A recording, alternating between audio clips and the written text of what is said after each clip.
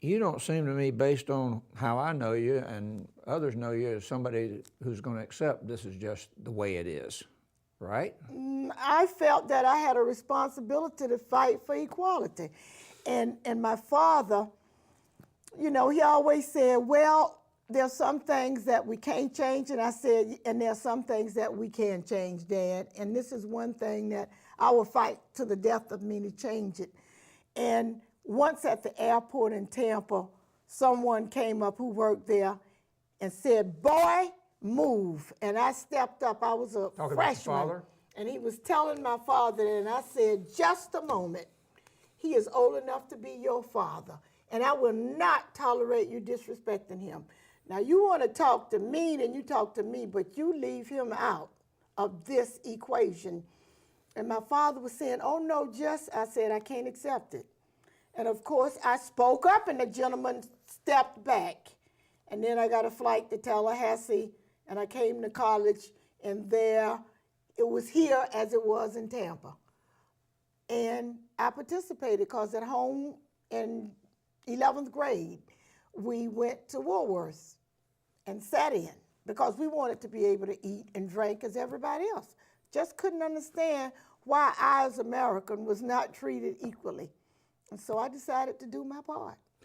So you were 21 years of age. I guess it was 1969, was it? About then, and it was still total segregation. You couldn't get into a movie theater in downtown Tallahassee, and so you wound up with a jail sentence, and you spent 21 days in jail, and here you are now, a few years later, and you're about to be Democratic leader of the Senate. But people don't really remember all that stuff, do they, that people went through for this kind of change to occur? You're absolutely right. Some people don't remember, but oh, so many of them do not even know about what happened to get us to where we are today. And it was 1963. I went to jail May 30th and September 13th, and I stayed those 21 days. And there were 21 of us. And we got a $500 fine and 90 days in jail. So we stayed in jail until everybody could get out. Gotcha. And can you say, what was it like in jail? Oh, it was, at first, you knew that you were making a difference. But as the days wore on, and you could see the shadow of the bars over your books because the university sent us our books. And you could look, I looked out the window and the world was going on. And I said, nobody really cares that we're here.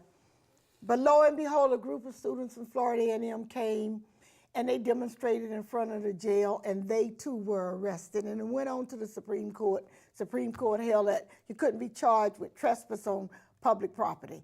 So we knew that people cared, and it was daunting, but we persevered. We held on to each other, and we prayed, and we also had a great relationship with citizens who were arrested at the time and who were incarcerated for other charges other than trespass and civil disobedience.